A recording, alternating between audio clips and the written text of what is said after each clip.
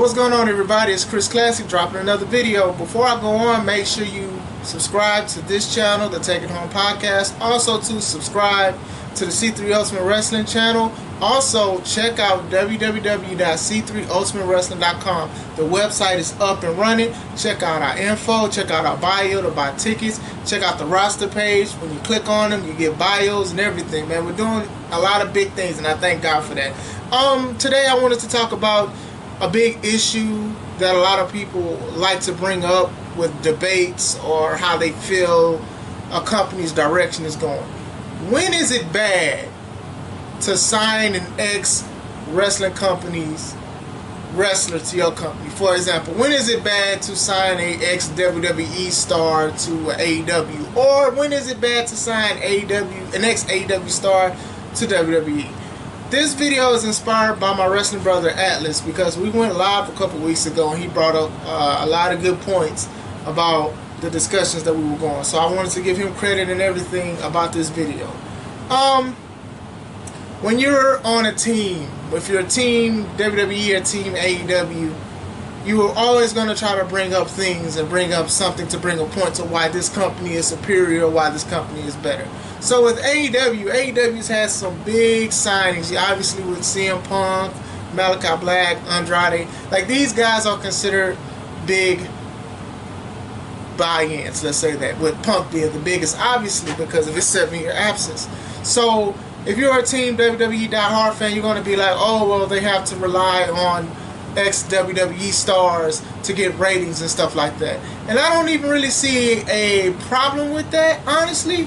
Like, you have to understand that you want ratings. It's cool that you have people on the internet supporting your company, but you want people to watch your TV show as well. It's one thing to just get on the internet and say what you like and everything like that, but you want people to also watch it. Now, you have a lot of fresh faces of people that nobody's seen before or know about. You know, some of the most popular people they have are Darby Allin, Jungle Boy, Sammy Guevara. You have these guys, but then when you bring in these other guys, they can feud with them, and then you can do interesting things with it. For example, they did the Battle Royal, and a lot of people thought Christian was going to win, but Jungle Boy eliminated Christian. And even before Christian debuted in AEW, Jungle Boy already had a big following. But these are the kind of rubs that work with younger talent or up-and-coming talent. Sting debuted, and he aligned himself with Darby Allin, and look at that. Who hates Darby Allin? Like, look at it. Like, we love it. Like, I really am waiting for this match again with him versus CM Punk. And it's not just because of Sting, but Darby Allin has really impressed me, excuse me. You know, I think that there's good ways to go about it and there's bad ways to go about it. Now, as a company, you're going to book guys or probably sign guys that could contribute to the wrestling business, but you also want to make money at the end of the day.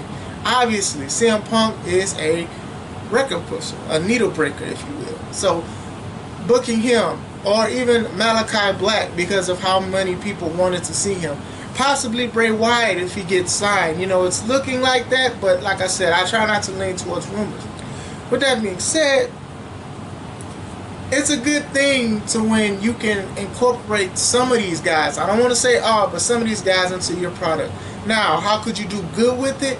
If you have them feuding with some of your guys. Now, I don't think the ex-guys, we're going to say ex-guys for the example, winning all the time, I don't think that's a good outlet, because now you're kind of saying that they're coming from a superior wrestling company and they're beating up your current stars. Like, there's a way to do it smart, there's a way to do it a tactical way, if you will. I think that it could work well and then it can work bad as well. But you also want your wrestlers, your homegrown talent, or people that people don't know much about, you want to show that they can hang with these people, because some people do consider it the best from a business standpoint if it's the number one. You want these guys to hang with them. Now, I don't think it's wrong if AEW do sign these people, because these people are obviously looking for a job, or maybe they just want that extra money, or they want that TV time. You know, a lot of wrestlers do want to be on TV, you know. Some take pay cuts, some just do it for a literal hot dog and a handshake. So I do think that's just another thing. So you do fresh feuds. That's a good thing. You can make your stars more established, having great matches with some of these wrestlers, because some of these wrestlers are phenomenal. WWE released a lot of great talent. The storylines could be endless, and then they can also help the company. You know, it's still an upcoming company. They're still growing. Their popularity is still going, but you have guys that's been at the number one. You can pick their brain on what they can do. I don't think it's always a bad thing. When it can be a bad thing is when you have an oversaturation of ex-wrestlers and you don't know what to do with them. For example, TNA, Impact Wrestling now, they had a great front line. You had AJ Styles, you had Samoa Joe, you had Chris Daniels. Now these guys were from former companies, you know. Daniels was in WWF before AJ Styles was in WCW before Aaron Styles at Paris. I don't know if you guys remember that. But they made a name for themselves in this upstart of a company. TNA, they were doing good. They were doing great. They were doing wonderful. When I seen them on, was it Spike TV? I think that's what it was called. I was like, oh my God, like this is great. Like these guys could really compete with WWE. I think a lot of us were like that. We were looking at moves we never seen before, wrestlings we never seen before. Samoa Joe is still one of my favorite wrestlers to this day because of TNA. So they eventually started booking, because they had the financial backing, they started booking big guys like Christian Cage. Christian Cage did a wonderful job there. Kurt Angle, historic. Sting's been going on and off before they even signed Angle. But they were doing good because everyone knew who Kurt Angle was. Regardless of how people feel about Christian now, Christian signing was a big deal because they made it a big deal. And that's something that a lot of people need to realize as well. They started going bad when they started booking a lot of ex-WWE guys that weren't pushing their ratings. No offense to the ex-WWE guys. They will put in horrible storylines. They started pushing their talent to the side.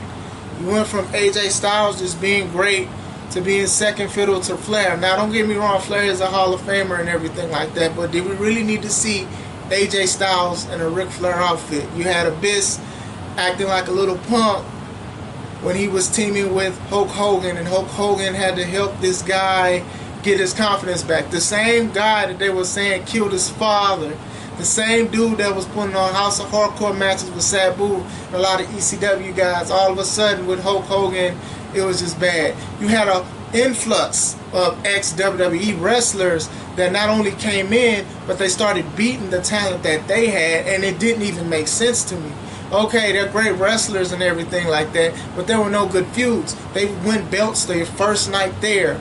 Like, why do we even care about the company if you're kind of admitting that WWE was more superior? You guys, they would book them by the bundle, by the boatload of ex-WWE superstars. And then eventually they'd get a title match, they'd win the title, and they didn't even have to be the heavyweight. It could have been a tag, it could have been X Division, it could have been a women's title. And then that's what devalued the product. And then also the Dixie Carter thing, that's another story. But what happened was, it was like there really was a place for where a lot of these ex-WWE guys could go and get a check because they were getting paid good for it or decent for it.